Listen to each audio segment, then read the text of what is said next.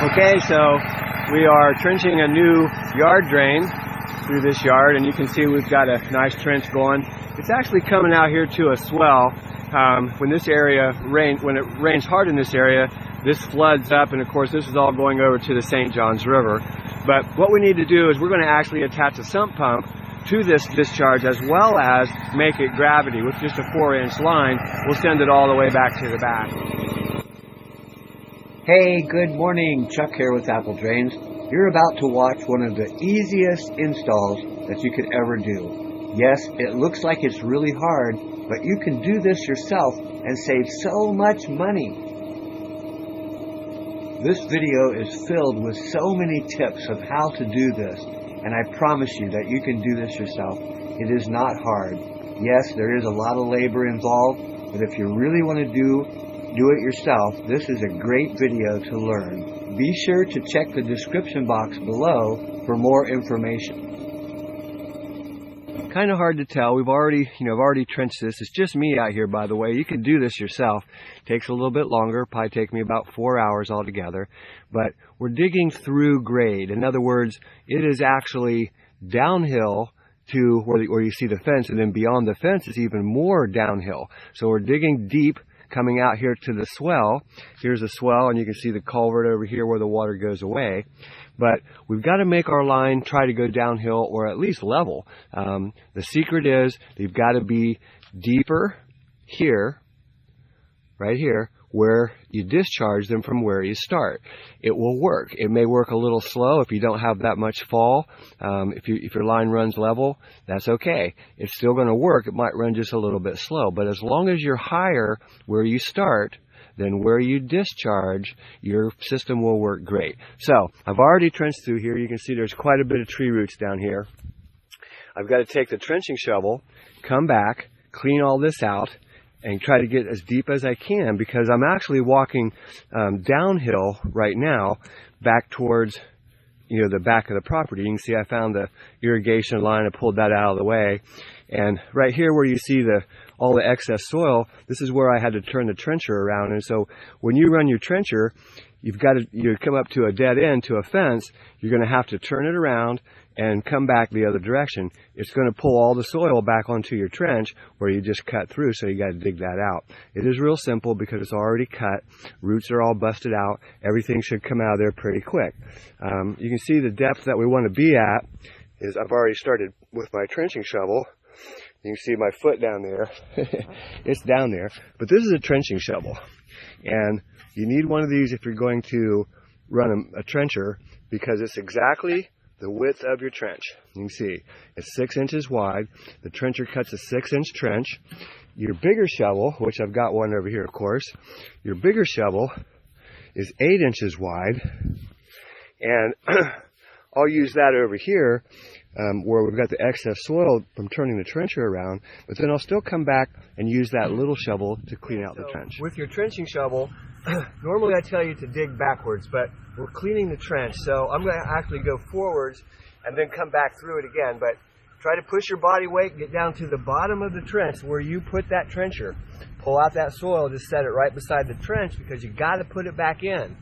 And it takes a little while, but it's not that hard to do. And now I'm getting here where I stopped, and I'm starting again. So it's a lot of soil I'm pulling out, and it's heavy, and it is a tight fit. You can see I'm really pulling that soil up out of that trench, but you can do this. This is something that will save you thousands of dollars, but just keep digging. Remember, that trenching shovel is your key. And you see me getting stuck.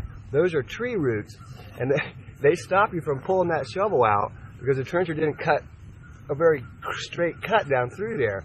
No trencher does. But keep coming and just kind of work it out. Once you get past the roots, it goes real quick. Very simple to do.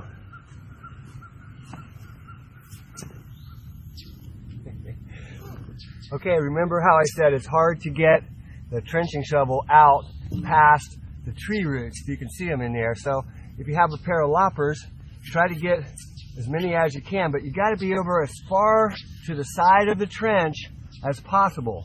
And this is a lot of extra work, and kind of frustrating because they are tree roots, they're not limbs. They do come out, and it might help and it might not. You know, I mean, it's really one half this and the other, but it's worth a try. I like to use them, and then you can see it comes right out if you got the root cut to the side. If you don't, it's going to be the same thing. You just wasted all that energy bending over, and you want to try to save your back because this is, you know, intense labor. That's what you're paying for when you have somebody come out, is really for labor. And labor is now very costly. You know, back in the 50s, 60s, or before that even, labor was cheap. And today, it rivals the tech world. So, you know, be prepared if you're going to pay somebody just to do this little 100-foot that I'm doing right here to the front fence. You're going to spend anywhere from, I don't know, maybe $2,200 to $4,000 to get it done properly. So, if you can do it yourself, you can save quite a bit of money. But we're almost here to the end of the trench. I'm going to cut a few more roots. You can see it's just hard to pull out that soil when those roots are sticking and stopping that shovel from coming up, even little ones. But loppers, they do help a little bit. Let me put that camera down a little bit more. Maybe you can see that better.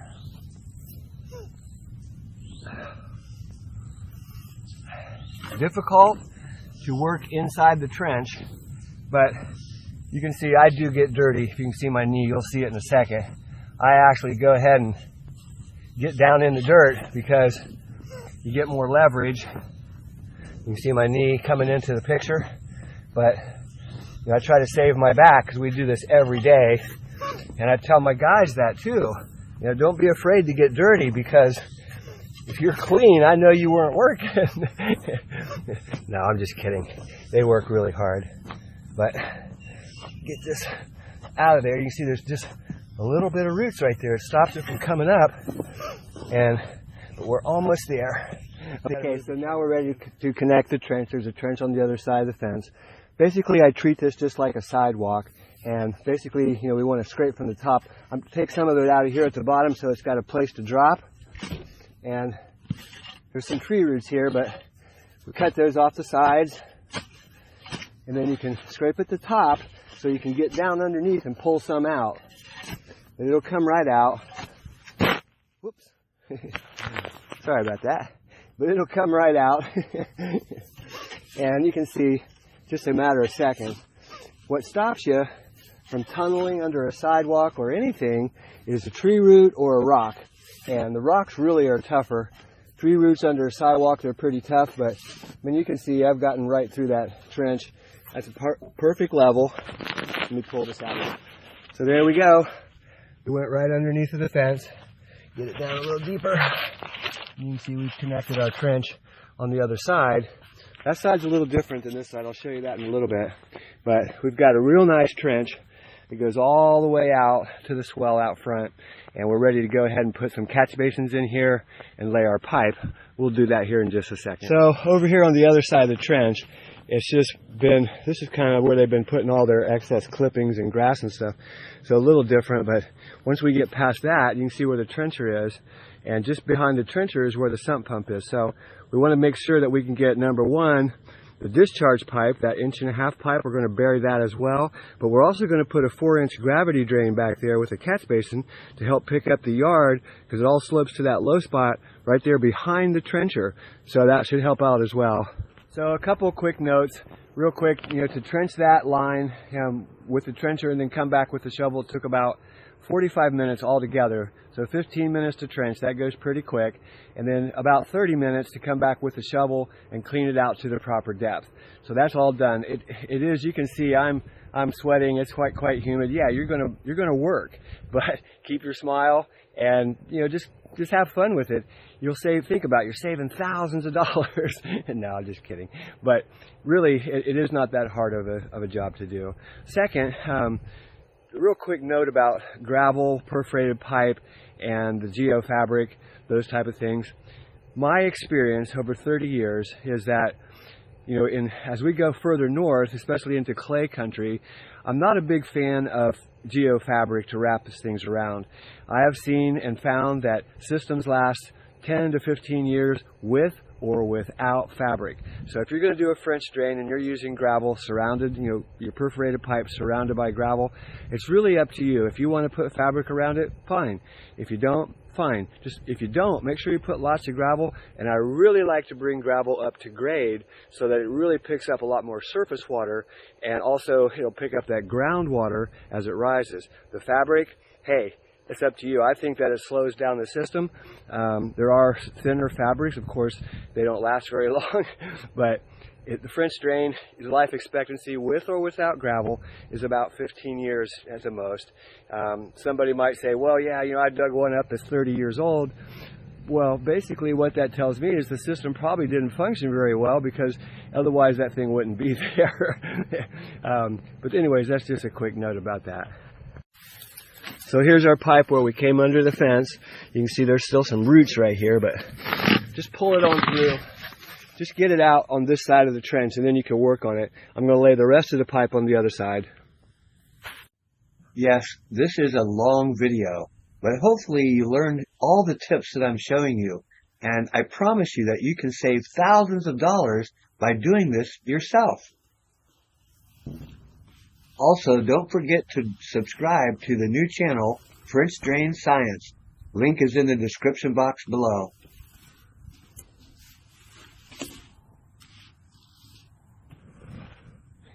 Okay, I'm stopping here to show you there's still some big roots that are going to stop me from pushing this pipe down.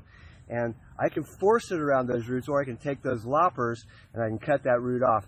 Better to use the loppers, that way it doesn't crush your pipe. So let's do that. Okay, you can see that great big root, and try to do this with one hand. I don't think I can. Well, that one I might be able to get past it. Okay, good. But basically, you know, don't want to push it past these great big roots. Smaller ones, not too much of a big deal. You can push it down in there, hit the bottom of the trench. Real important that you get down on the bottom, because you're going to lose your fall as you go through here. You can see a little bump here. Let's see what's going on. I'll bet you it's just a tree root. Yep. So we can push it straight down onto the trench. Down there where you see it coming up, there's a big root right there. I know I've got to cut a couple of them, but we've got real good fall going back that direction, and we want to keep that fall as we go all the way out the front. Here's a great tip. If you've got a few pieces of extra pipe, you've already cut pieces off, don't waste your pipe. Don't throw it away.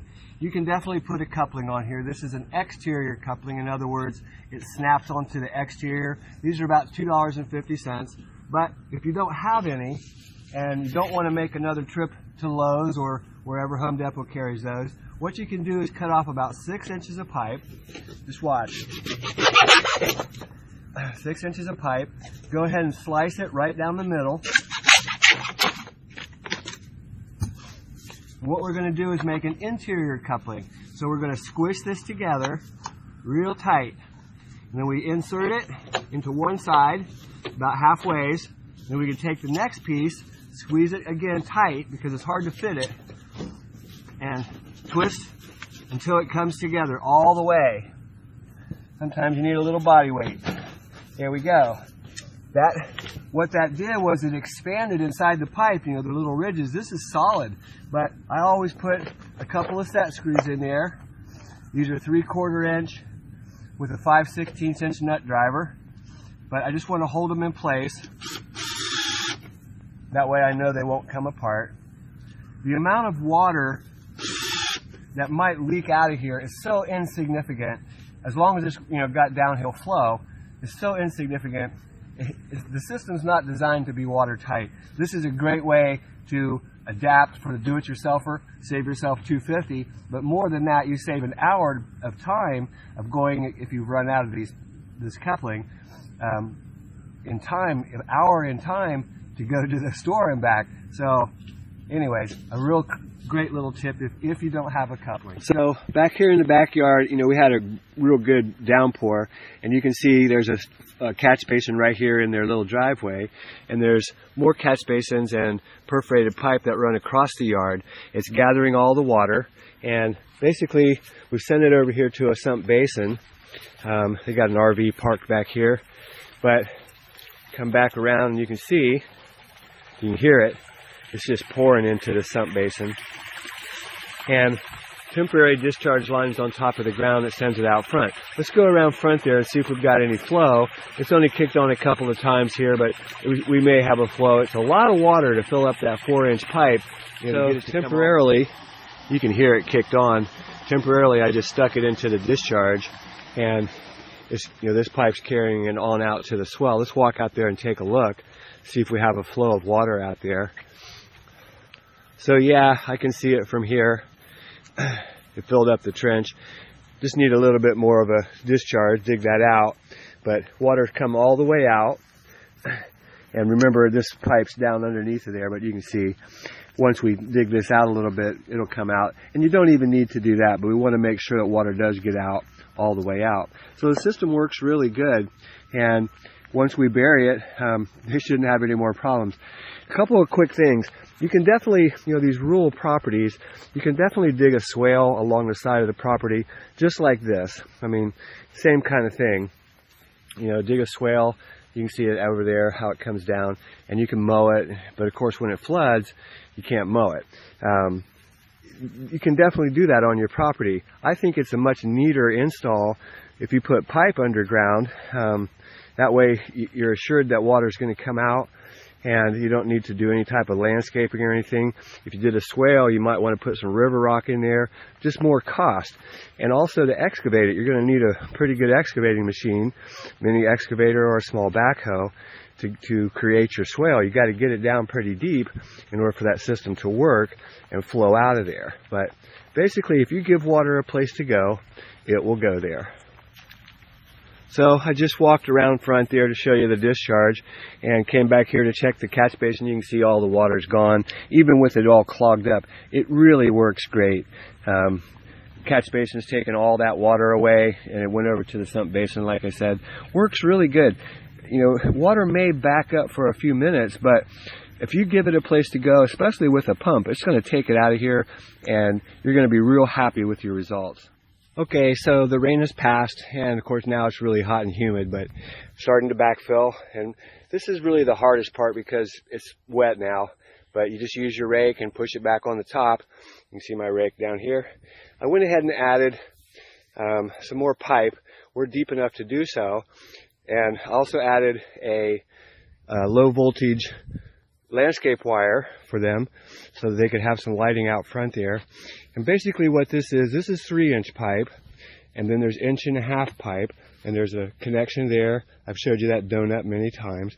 We're deep enough to put this 1.5-inch in here, and the reason why is that from that back sump pump out to the front, it is truly uphill. And even if I went down another 6 inches, it won't matter. It's still uphill all the way out there. So we're going to go ahead and pump that water through the 1.5-inch and give them about 30 feet of 3-inch so that it kind of relieves that pressure. There's a good fall from there out to the swell. That'll work good. Luckily, we're deep enough to do both. We're still going to use the gravity drain and put a couple of catch basins in here, not on this side of the fence, but on the other side. You can see the catch basin there, but we'll put those on the other side of the fence because over here, it's still very low, and it's a long ways back to that sump basin back there. So along this section here that's been trenched, we're going to put in some catch basins and a French drain to help collect that water that lays in this section of the yard. It does travel, all the way back to the sump pump back there, but we can pick some of that up, and this will discharge from here. But we're going to keep it under pressure with the 1.5-inch pipe as it goes out all the way out to the front. Hey, this is Chuck with Apple Drains, reminding you that if you believe you can do something, I guarantee. Have a great day.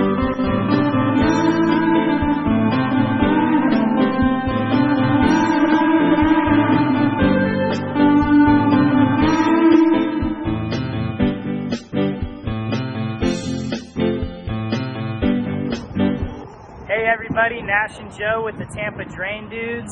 We are incredibly excited to announce that we are now partnered with Apple Drains. And what that means is that we are going to be taking over all of their clientele in this Tampa Bay area, which also includes... We're going to go as far north as Brooksville, we're going to go as far east as Lakeland, and south as South Tampa, St. Petersburg area. If the job is the right size and we really need to help our clients out, we'll go a little bit more north, a little bit more east, and a little bit more south, just depending on what you guys' needs are. Joe, you got anything to add? We're going to cover all exterior drainage that you may need: French drains, sump pumps, channel drains, gutter downspout redirection, all that good stuff. So check us out, TampaDrainDudes.com. We are incredibly happy and thankful for this experience to partner with Chuck from Apple Drains, and we look forward to this relationship. All right, guys, remember, Tampa Drain Dudes are simply smarter at diverting water. Y'all take care.